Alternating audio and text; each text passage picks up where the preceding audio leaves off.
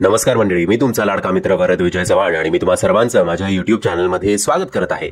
मंडळी, विक्रम गोखलेंसारखे दिग्गज अभिनेते पुन्हा एकदा आपल्या भेटीला येणार आहेत आणि ते कोणामुळे तर सुहासनीमुळे. कारण या दोघांचा सिनेमा, या दोघांचा प्रमुख भूमिका असलेला सिनेमा सूर लागू दे हा येत्या 12 जानेवारी 2024 आपल्या भेटीला येणार आहे. मंडळी, कलाकार असण्याचा आणि त्यात विक्रम गोखलेंसारख्या लेजेंडरी कलाकार असण्याचा फायदा हाच असतो की भले तुम्ही फिजिकली हे जग सोडून गेला असाल तरी तुमच्या कलाकृतींच्या माध्यमातून तुम्ही तुमच्या चाहत्यांच्या मनात कायम जिवंत राहता. आणि याचं उत्तम उदाहरण म्हणजे आता त्यांचा सिनेमा येतोय तो म्हणजे सूर लागू दे. आता हा सिनेमा काही वर्ष आधी शूट झाला होता, बट आता तो आपल्या भेटीला येतोय. काही ना काही कारणांमुळे मे बी याचं रिलीज जे आहे ते ब्लॉक होत असेल, बट फायनली आता हा सिनेमा आपल्या भेटीला येणार आहे. गोष्ट आहे एका आजी आजोबांची. आय थिंक त्यांनी स्वतःच मुलाला आणि त्याच्या पत्नीला गमावलं असतं. त्यांची नातवंड असतात असा अंदाज आहे माझा. आणि मग नातवंडांच्या सुखामध्ये ते स्वतःचं सुख शोधत असतात. अशा वेळेला आयुष्य बरं चाललंय, सुरेख चाललंय, दोघांना एकमेकांची चांगली साथ आहे.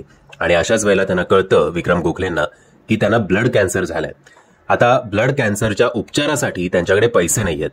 ते विविध ऑर्गनायझेशन्सकडे जातात, राजकीय पुढाऱ्यांकडे जातात, पण कुठनं त्यांना आर्थिक मदत जी या उपचारासाठी हवी आहे ती होत नाही. अशा वेळेला समोर येतो तो म्हणजे मीडिया. आता मीडिया या दोघांची मदत करण्यापेक्षा या दोघांची स्टोरी आपल्याला कशी कव्हर करता येईल आणि त्या स्टोरीतनं जास्तीत जास्त टीआरपी मिळवण्यासाठी मीडियाचा जो काही नीच खेळ चालू असतो तो नीच खेळ आपल्याला या सिनेमाच्या माध्यमातून बघायला मिळणार आहे. आणि या आजी आजोबांचं सुद्धा असं होतं की आता आपल्याकडे पैसे तर नाही आहेत ना, त्यामुळे आता जी आपली लाचारी आहे गरीब असण्याची त्याचं प्रदर्शन आपल्याला लोकांसमोर मांडायचं आहे आणि लोकांसमोर थोडक्यात भीक मागायची आहे. मीडियाचा सगळा काही खेळ चालू असतो. मीडियाचं काम होतं आय थिंक टीआरपी मिळवण्याचं, पण कुठेतरी या फेक लाचारीमध्ये हे दोघं आजी आजोबा जे आहेत ते खचत जातात आणि त्यांना हे पटत नाही.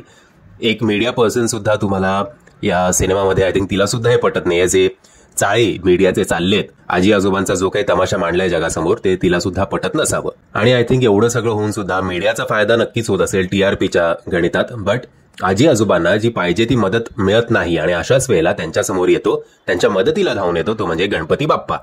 आता हा जो काही ट्रॅक आहे की गणपती बाप्पा, एक आजारी आजोबा आणि एक आजी, ते बघून आता गणपतीची मदत कशी होईल या दोघांना असं मी विचार करत असताना मला मोरयाचा हे आठवला सिक्वेन्स की मोरयामध्ये एका नवरा बायकोला मूल होत नसतं आणि मग ते असं सांगतात की आम्ही आमच्या मंडळातल्या गणपतीला नवस केला होता आणि लगेचच मला मूल झालं. तसंच काहीसं खोटा खेळ हे खेळतात की काय असा प्रश्न माझ्या मनात येतो. आणि इन द एंड या सगळ्याला कंटाळून विक्रम गोखले म्हणतात की बस झाला हा तमाशा, आता मला ही सगळी फालतूगिरी नाही करायची. आणि माझा अपराध हाच आहे की या देशात मी गरीब म्हणून जन्माला आलो आणि गरीबाला या देशामध्ये आजारी पडण्याचा सुद्धा अधिकार नाहीये. सो ओव्हरऑल चांगली कथा आहे, ड्रामॅटिक कथा आहे, तुमच्या डोळ्यात पाणी आणणारी कथा आहे.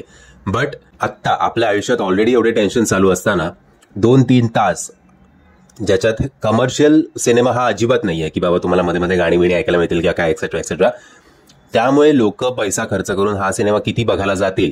भले नो डाऊट हा सिनेमा ऍक्टिंग ओरिएंटेड सुपर्ब असेल, डिरेक्शन वाईज सुद्धा सुपर्ब असेल, बट सिनेमॅटिक एक्सपिरियन्स हा कितपत देण्यात यशस्वी ठरेल याच्याबद्दल जरा शंका आहे.